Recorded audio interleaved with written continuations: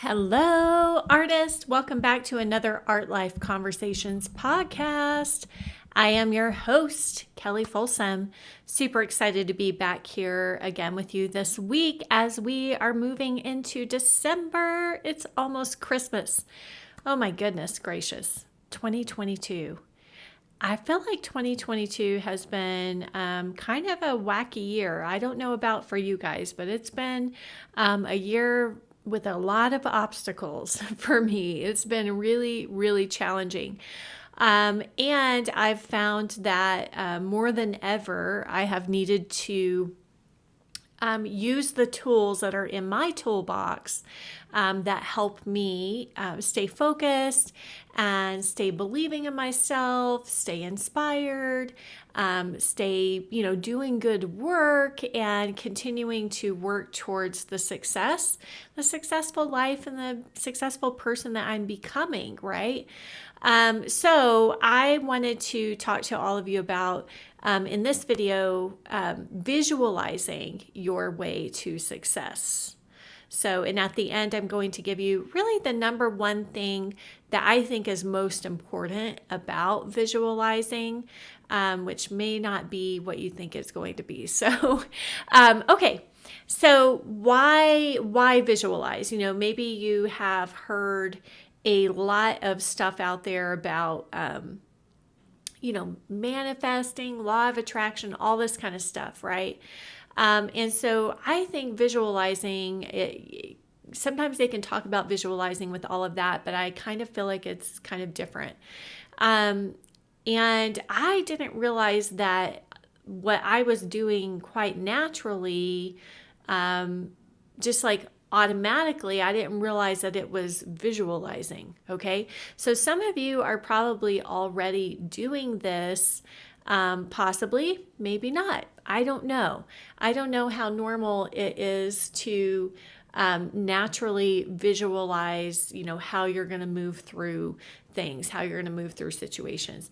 So why would it be important to build this skill in your toolbox of visualizing? It's important both for you creating your art, growing as an artist, right? It's also important as you learn how to build your art business as well. So visualizing will just help you to actually have more success and hit your goals faster and easier, and really kind of helps you stay focused as well, and set your intentions, right? So the one thing that I have, discovered through visualizing my day, how I want my day to go, for example. But the thing that I've learned the most from it is it just helps me kind of it helps me set my intention, right? It helps me get my mindset in the right place. It also helps me solve a lot of problems ahead of time. So for example, whenever I am thinking about a painting that I want to do, oftentimes I will be, without even really knowing it, my imagination is just kind of going and visualizing what I want to be in the painting, what I want it to look at, the colors, and sometimes it's just little flashes of things that might not be a fully realized picture in my imagination, but I'm visualizing what I want the end result of that painting to be like. Versus if I am not doing that, if I don't have that experience, and then I just go and throw something up on the still life stand or whatnot, and I just kind of paint, well, it may or may not turn out, right? So it's like I didn't really have an idea, I didn't really have a vision in my mind of what I wanted to create. Okay. And I really feel like that is the secret sauce for all success, whether that is your financial success, your business success in your art career, is really having clarity and having a vision for what it is that you want to create. What's really important to you? What do you want to accomplish? What do you want to achieve? Now, a lot of times I think sometimes out there with like manifestation stuff, law of attraction stuff, it's like they just focus on that end thing, right? Like you standing there with the award, right? And that's the only thing that you visualize. Let's say if you wanted to begin to win awards for your work. So a lot of like kind of manifestation, law of attraction stuff will tell you like, oh, just, basically it's like just visualize that happening and it will happen, right? For example. Now, I don't think everybody out there is saying that, but I think that sometimes that information does get put out there, and I don't really think it's super helpful. I mean, I think it's great to identify like what is the end result, and really get into that feeling place of it. How's that going to make you feel to achieve that bigger goal, whether that's crossing the finish line of a marathon, finishing a painting, finishing 5 paintings this week, selling 10 paintings in your sale. Obviously I think it's good to visualize that end result and identify what that end result is that you want. But what I've learned is that actually visualizing the entire process is very important. So, for example, like actually visualizing myself setting up the still life, laying out the paints. And I know that sounds weird, but it's like, and a lot of times it's just automatic. My brain now just kind of does it on autopilot. But I know that throughout the years that I've trained myself to do this. So for example, whenever I wake up in the morning, visualizing, setting my intentions for the day. How do I want this day to go? How do I want to feel? Obviously, there's always like things that can still get us off track. But I start my days with intention. I would say 95% of the time. We all have our off days where we're just like, well, I had a bad night's sleep. But I know a lot of people out there don't start their day like that. They start it just, this is just my automatic routine. I wake up, I get the coffee, I read the news. These are just like, I'm on autopilot. Right? So I like to start first thing in the morning just by, visualizing like what I want to do today, how I want the day to go, how do I want to feel. And that really sets a tone for my day. And I know what I'm doing for the rest of the day. And I also know like what my intention is. Like I want to be present. I want to, come from a place of service. I know that, okay, for example, today I'm going to film these podcasts and I want them to be super valuable to people. I want them to be helpful to people. I want to share things that I've learned in my own art life journey that can be of value and of service to others. So really visualizing that and even going through, visualizing the whole process of setting up the equipment and just kind of, and it happens really quickly. It's not like it takes a long time to do this in our minds, but it does happen really quickly in the mind of just running through the process. Okay, I'm going to make my notes and I'm going to be standing there and I'm going to be talking to the camera and I'm going to feel so good about the content that I've delivered contributing something positive to artists in the world. Okay, so the number one thing though that I would say that even myself sometimes I don't think about doing is visualizing the difficulties, right? Like visualizing like the things that might go wrong or when I might get frustrated,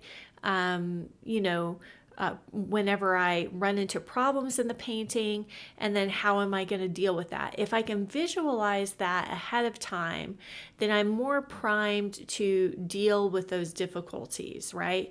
So for example, if I'm wanting, let's say my end goal is to get, that award on that painting, then I might just, visualize the whole, okay, what are all the steps that I need to take to make that happen? Instead of just visualizing the end result, I begin to visualize in my imagination, walk through all of the things that I'm going to do in order to get that award. Okay, I'm really going to push myself to make the highest quality work that I can. what does that look like? It means not stopping short. It means, just pushing a little bit further on that piece. It means maybe doing preliminary sketches and studies. Maybe it looks like I'm getting feedback from people on my work, what they think is best about it, strongest about it, what could be improved.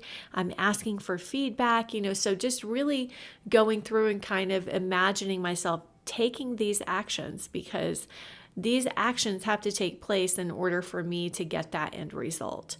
And then even just imagining like, oh, I know what my triggers are. I know things that hurt my feelings. I know things that will get me down or get me into like a low energy state or make me want to quit or make me want to give up. Like, okay, then I imagine myself, I'm entering these paintings into shows, and I imagine both outcomes, getting into the show and also how am I going to react if I get rejected from the show? What's next? Like what would I do next if I got rejected from the show, right? Okay, well then I would go to plan B and, submit the painting to a different show. Do you know what I mean? So really like visualizing, and this is my number one tip because I think it's something that people don't prepare themselves for. And it's not like being negative or anything like that, but I think being mentally prepared, mentally strong, emotionally prepared, knowing like, hey, this stuff is going to upset me. So what am I going to do when it upsets me? How am I going to move through that situation when it upsets me? What is my how am I going to pivot? What is my next plan of action? Because things will go wrong, right? Like let's say, for example, if you're a marathon runner, right? And you show up to run that race that day. And I know I have an artist who is in our Art Stars community who's told me a story like this. So she showed up and it was freaking cold and raining like the entire time of the marathon. And so I think that sometimes where we run into trouble with our goals and our desires and our dreams is like we don't prepare for the difficulties, for the obstacles, for the failures, for whenever things go wrong. And I know that whenever I have the most trouble is whenever I don't visualize what am I going to do if I don't get this result, if I don't get this goal. Like, how am I choosing right now before I've even had any of it happen? How am I going to move through that, right? Am I going to beat myself up? Am I going to call myself a failure? Am I going to be in self-pity for weeks, which is usually what happens whenever I don't do this part, whenever I don't when I just get so focused on the outcome going the way I want it to, right? And I don't focus on what I call the suckage, like embrace the suck. And that's happened to me this year, because I started off the year so like gung-ho, like, oh my gosh, last year, 2021 was so amazing. Everything was like beyond my wildest dreams, turned out so incredible, right? And so then 2022, I was like, all right, yeah, let's do this. So I got this, like I'm going all in, and I had huge plans, big audacious goals, right? And the thing is, like, there's nothing wrong with the big, hairy, scary, audacious goal. There's nothing wrong with the plan, right? That's all good stuff. And what I did not do was prepare myself for defeat. I did not prepare myself emotionally and mentally for things going wrong. I've done this with paintings in my painting development, where it's like, yeah, maybe I just came off of like a high of a painting, and you know how sometimes you feel like, oh, okay, I got this now. This is so easy, and then you have like a dreadful bust painting, and then you go, oh my gosh, whatever made me think I could paint to begin with, and kind of go into like that self-pity and mopey and everything. Well, like take that experience, which is a shorter term experience. And I know you guys have had it. I've had it multiple times. It's almost like because we had so much success prior, we think we're like, bulletproof to any future failure, which is never the case. Like there's always going to be that painting that doesn't go well, where it's like no matter what we do, we feel like we can't get it right. And we just have to quit for the day, right? We just have to go, okay, I just have to try tomorrow again because, but then we can get like in our heads and just obsess over it, right? Well, so take that situation and multiply it by like 100. And that is the situation I've been in this year with my art business. And what's interesting is my art business is performing the same as it did last year, right? So far it's really performing the same. But I also took a lot of bigger risk, tried new things, invested a lot of money in working with, say, marketing agencies and things like that did not work out. There was no return on investment. So at the end of the day, it's like, right as it stands right now, I have made less money in profit than I did last year, right? Because of the way that these things have gone, even though the business is still performing at the same level as it did last year. Does that make sense? But because I did not prepare for this mentally, emotionally, I just expected this is all just going to be so easy and everything is going great and it's going to continue to go great. And so I basically kind of set myself up for like this sort of emotional breakdown over these missed marks, these missed goals, these, hey, it didn't turn out like I thought it was going to, or like I wanted it to, like I hoped it would, right? And instead of being like, well, shit, that happens. Like that happens with painting sometimes. That happens when, with dates with your partner sometimes. It's like, have you ever had one of those where you go like on a date and you're like, we're going to have such a great romantic time. But then one of you, like something happens or one of you gets into a funk and then it's like, stuff happens. Like this is life. Things happen.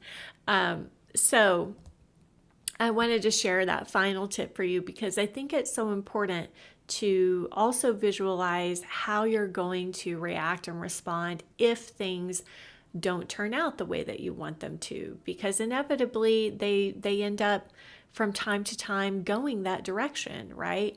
And it's up to us to decide. We get to choose if we're going to be a victim, if we're going to beat ourselves up, if we're going to berate ourselves for weeks and months, if we're going to give up, if we're going to silently quit, right?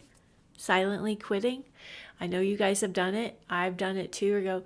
Or silently squash the dream, right? Like what we talked about last week on the podcast, because you're like, see, this isn't possible. It's not really important for me to make $1 million in my business.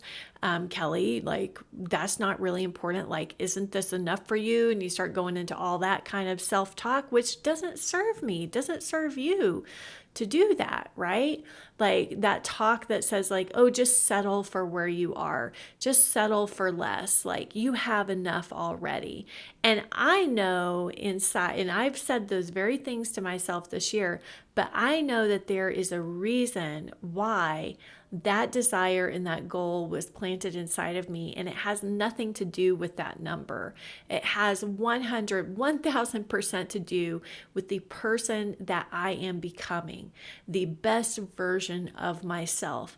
And that is why that desire was planted. It's also, I know, again, like I say, you can't always see like, why was this desire given to me? Why am I on this pull, on this trajectory, right?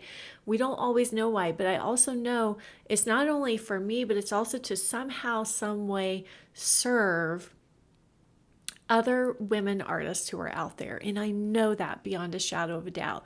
I don't know how it's going to help them. I don't know how it's going to serve them, but I, my friends, am going to stay committed to my goal. And this time, I am going to not forget my visualizing what if things don't go well? What if they don't go according to plan? Okay, Artist, I hope that this has been helpful to you. I hope that you can apply this visualization exercise in multiple areas of your life to help you, become more successful, become more of the artist that you want to be. Sending you all so much love. I know that this has probably been a challenging year for many of you, as it has been for me. And so I just want to say, don't give up. Don't squash your dreams. Please don't settle for playing small. Keep going. Get that chin up. Keep moving forward. You got this. And make those pivots when you need to. Keep trying things. Don't give up. Don't quit on your dreams. They do matter. They really do matter. Okay, until next time, I'm wishing you all happy painting. Again, don't forget to subscribe. Check out all the links for all the freebies and offers and value that we have for you down below in the description box. Leave a comment for me. Send me a comment. If you don't want to leave it here, info@artlifewithkelli.com, Kelli, and I'll see you next time. Bye for now.